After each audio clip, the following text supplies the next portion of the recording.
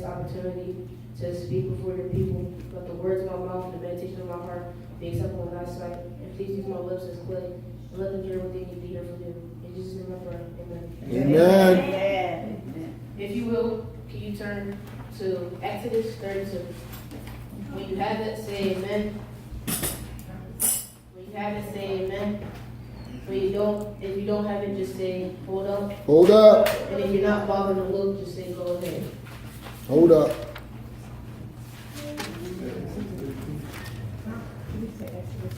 Exodus 32.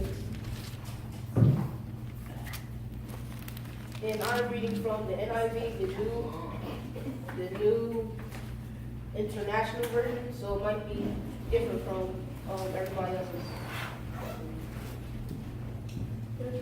Does everybody have it?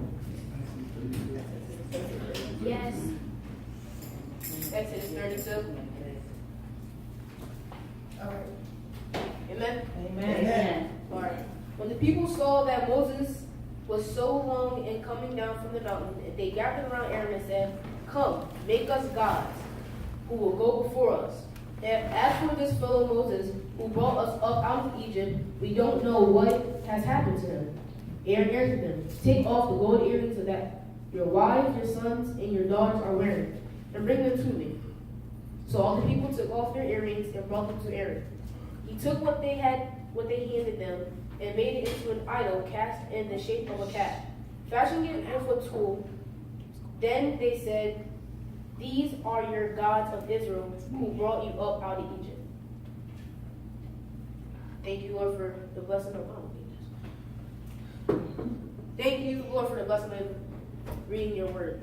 I have read from Exodus 32, from the first verse to the fourth verse. So in Exodus 32, the Israelites just had been they're fresh out of Egypt. They had been going through hardship and working and slavery under the Pharaoh, who had made them go through a lot of hard things. They wanted to get out of Egypt for a long time. Once they had learned that there was another Israelite that had been in the kingdom, they took that opportunity and ran with it when he parted the Red Sea and he went out and Moses took them out of Egypt. So they had been asking God, the big G, for all these favors.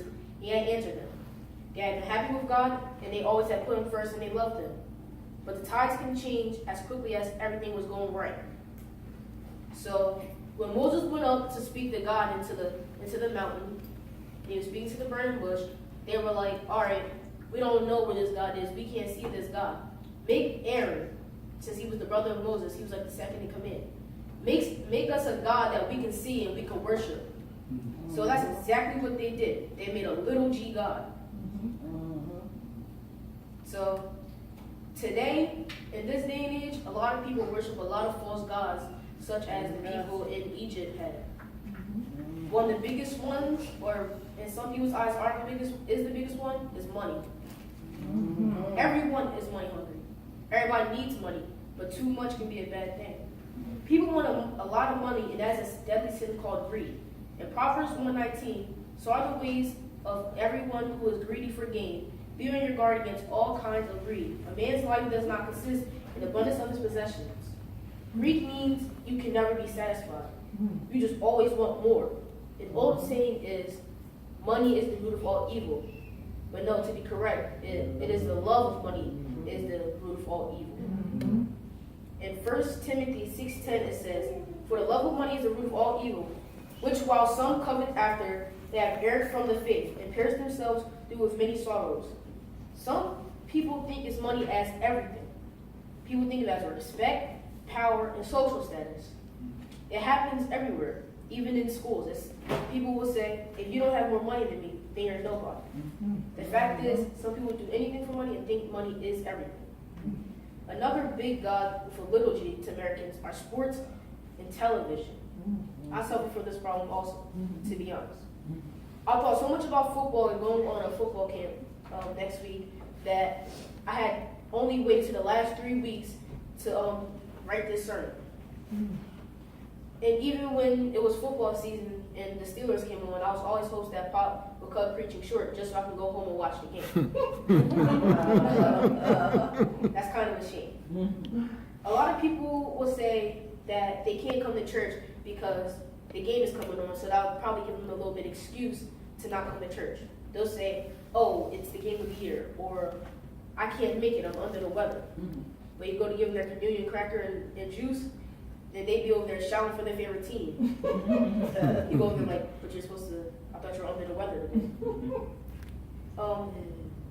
So I asked this one person if he was going to come to the church one day. He was like, well, you know, basketball still comes on Sundays, so, you know, I can't really make it around. And that's when the light clicked on me. I was like, I have to put that in my sermon because a lot of people do really say that. So another thing is television.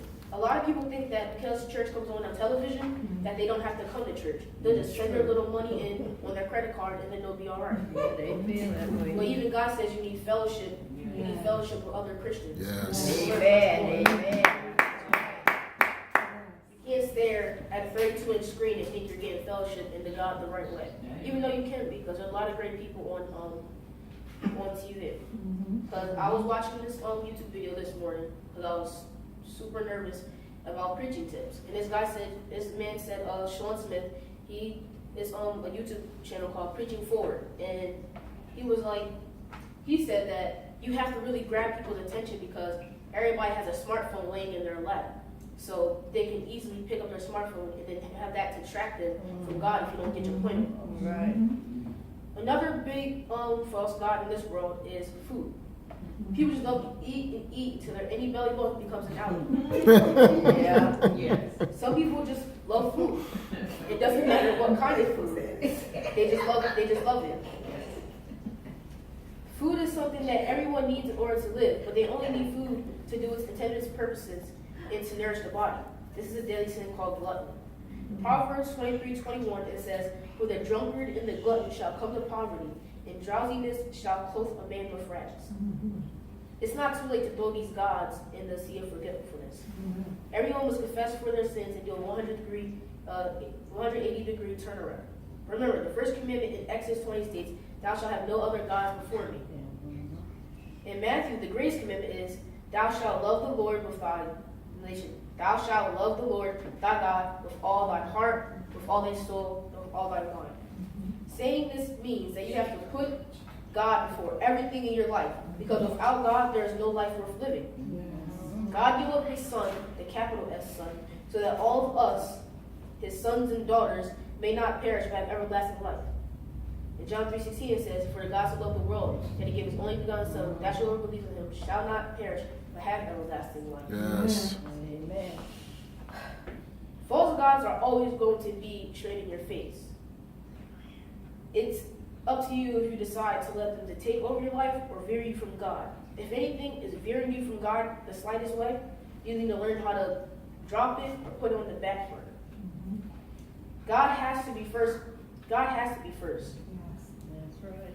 It's okay to have things that you like to do, such as hobbies, but they have to come second to God because God has and always will be first. The world wants you to have false gods, so it takes your mind to their intended purposes. Like Pops always says, you have to be in this world, but not of the world. The world doesn't want you to have God, the capital G, in your life. If you look around, most of the people you've been around 20 years ago aren't on the same path of maturity you are. They're probably doing the same things they did when you did with them. My basketball coach had told me most of the people we hung around in high school are either dead or in jail because they still wanted to do those things when they weren't in God. God the Father can help you see these false gods that are blinding you. Those false gods hide as a blind spot. Just like if you have a car that has a blind spot, you learn how to maneuver the mirrors, so that you can see what's coming.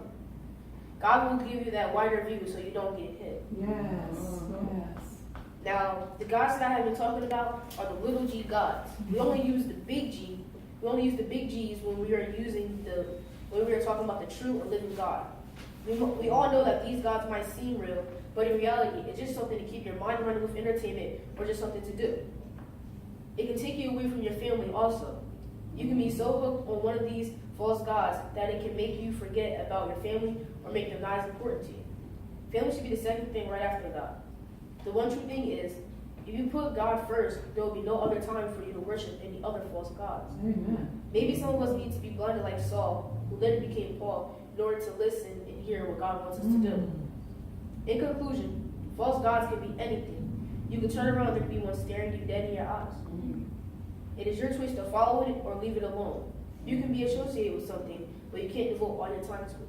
Never put anything in front of God. Yes. God should always be number one in your heart, mind, and spirit. Yes. If it weren't for God, where would you be? The answer is easy.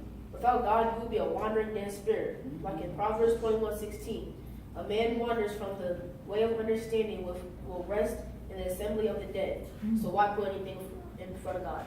Amen. Amen.